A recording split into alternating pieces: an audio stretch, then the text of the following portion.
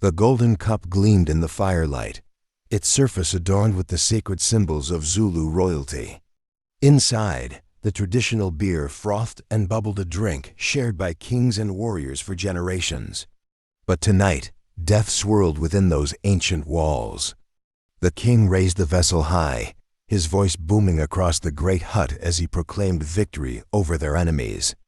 Around him, his most trusted advisors and generals lifted their own cups in celebration. Among them stood one man whose smile never quite reached his eyes. A man who had spent months perfecting this moment. A man who had already chosen betrayal over loyalty. The general watched with practiced calm as his king brought the cup to his lips. No tremor in his hands betrayed his treachery. No flicker of conscience crossed his face. Years of planning had led to this single devastating moment when loyalty would die and ambition would feast on its corpse. As the poisoned brew touched the king's tongue, the general felt a surge of triumph. Soon, the most powerful ruler in all of Africa would be nothing more than a memory. The man who had trusted him above all others would pay the ultimate price for that trust. The toast was given, the poison was drunk, and in the shadows of the royal kraal, the wheels of betrayal began their deadly turn. Tonight, a kingdom would lose its king, and history would witness one of the most shocking acts of treachery ever committed in the heart of Zulu power. The Zulu nation stood at the pinnacle of its power, a military machine that had conquered vast territories and struck fear into the hearts of neighboring tribes. Their kingdom was built on discipline, hierarchy, and absolute loyalty to the king, a system that had forged them into the most formidable force in southern Africa. Within the royal kraal, tradition governed every breath. The king's word was divine law. His warriors were extensions of his will. His advisors spoke only when summoned, and even then, with careful reverence. This was a society where protocol meant survival and disrespect meant death. The great huts rose like monuments to Zulu supremacy, their thatched roofs reaching toward the sky like spears thrust upward in eternal victory. Cowhide shields lined the walls alongside assegai's short stabbing spears that had carved an empire from the African soil. The air itself seemed to vibrate with power and purpose. But beneath this magnificent display of unity lurked the same poison that infected all absolute monarchies' ambition. In a kingdom where the king's favor could elevate a man to greatness or his displeasure could end a bloodline, every relationship was calculated, every gesture was measured, every smile could hide a dagger. The court moved with the precision of a military formation, but within that formation, individual desires festered like wounds. Men who bowed lowest in public whispered loudest in private. Those who proclaimed their loyalty most fervently often harbored the deepest resentments. In such an environment, betrayal wasn't just possible, it was inevitable. The king was a force of nature made flesh-tall, commanding, with eyes that could read a man's soul and a voice that could shake the earth itself. He had built his kingdom through a combination of military genius and ruthless political cunning, transforming scattered tribes into a unified empire that dominated the African landscape. His presence filled any space he entered. Warriors who had faced death without flinching would tremble before his gaze. When he spoke, mountains seemed to lean in to listen. This was a man born to rule, shaped by destiny and tempered by countless battles. His very existence was proof that some individuals are simply meant to wield power over others. But even gods need mortals they can trust. And for the king, that mortal was his general, a man who had fought beside him through every campaign, who had shared his victories and shouldered his burdens. Their bond had been forged in the crucible of war, strengthened by mutual respect and sealed by years of unwavering loyalty. The general was everything a king could want in a second in command. Brilliant in strategy, fearless in battle, diplomatic in council. He possessed the rare ability to speak truth to power without causing offense, to offer advice without seeming to challenge authority. The king had come to rely on him not just as a military leader, but as a confidant and friend. Yet beneath that perfect exterior, poison had taken root. Perhaps it was the constant shadow of being second best. Perhaps it was watching lesser men receive greater rewards. Or perhaps it was simply the corrosive effect of being so close to absolute power without ever truly possessing it. The transformation didn't happen overnight. Like all the most dangerous betrayals, it began with small compromises, tiny fractures in the foundation of loyalty that gradually widened into chasms of resentment. It started with whispered conversations in the dead of night, when ambitious men gathered in secret to voice grievances they would never dare speak in daylight. The general found himself drawn into these shadowy circles, initially as an observer, then as a participant, and finally as a leader. "The king grows old," they murmured. "His judgment falters. His decisions cost lives." Each criticism was a drop of acid eating away at the bonds of loyalty. Each complaint was a step further down the path toward treachery. The general began to see slights where none existed. A delayed promotion became evidence of ingratitude. A questioned strategy became a personal insult. The king's natural caution in rewarding even his closest allies was reframed as suspicious paranoia. Every interaction was viewed through the lens of growing resentment. Other forces fed the flames of discontent. Rival factions within the court saw opportunity in the general's growing dissatisfaction. They offered him promises of power, threats of consequences if he remained loyal, and most poisonous of all, validation for his grievances. They told him what he wanted to hear, that he deserved more, that he was undervalued, that he would make a better leader. The poison spread through his mind like disease through a wounded body. Soon, loyalty felt like weakness. Devotion became stupidity. And the king he had once served with pride became nothing more than an obstacle to be removed.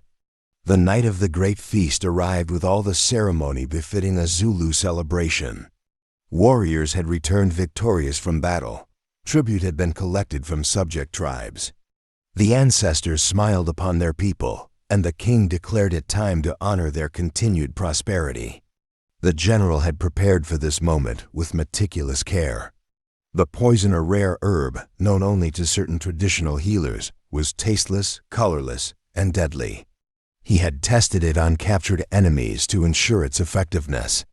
Tonight, it would serve its ultimate purpose. As the king's most trusted advisor, the general held the honor of preparing the ceremonial drink. His hands were steady as he poured the traditional beer into the golden cup, steady as he added the poison that would end a dynasty.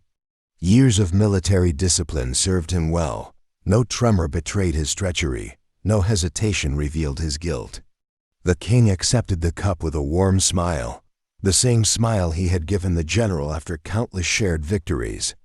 "My brother," he said, using the term of endearment reserved for his closest companions. "Tonight we drink to our enemy's defeat and our people's glory." The liquid touched the king's lips. The poison entered his bloodstream.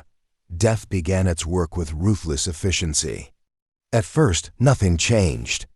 The king continued his toast, his voice still strong, his presence still commanding. But the general knew better. He had already won. Then the first symptoms appeared, a slight tremor in the royal hands, a momentary confusion in those once sharp eyes. The king's voice faltered mid-sentence. His mighty frame began to sway like a tree in a gathering storm. The king's collapse sent shockwaves through the royal crawl that reverberated across the entire kingdom. One moment, the most powerful ruler in Africa was celebrating victory. The next, he was writhing on the ground, foam bubbling from his lips as the poison completed its deadly work. Panic erupted in the great hut. Warriors reached for their weapons, unsure who to fight or how to battle an invisible enemy. Advisors scrambled to understand what had happened, their voices rising in a cacophony of confusion and fear. The carefully ordered world of Zulu hierarchy dissolved into chaos in the span of heartbeats. The general played his part perfectly, rushing to the king's side with apparent desperation, calling for healers who could do nothing against the poison already coursing through the royal veins.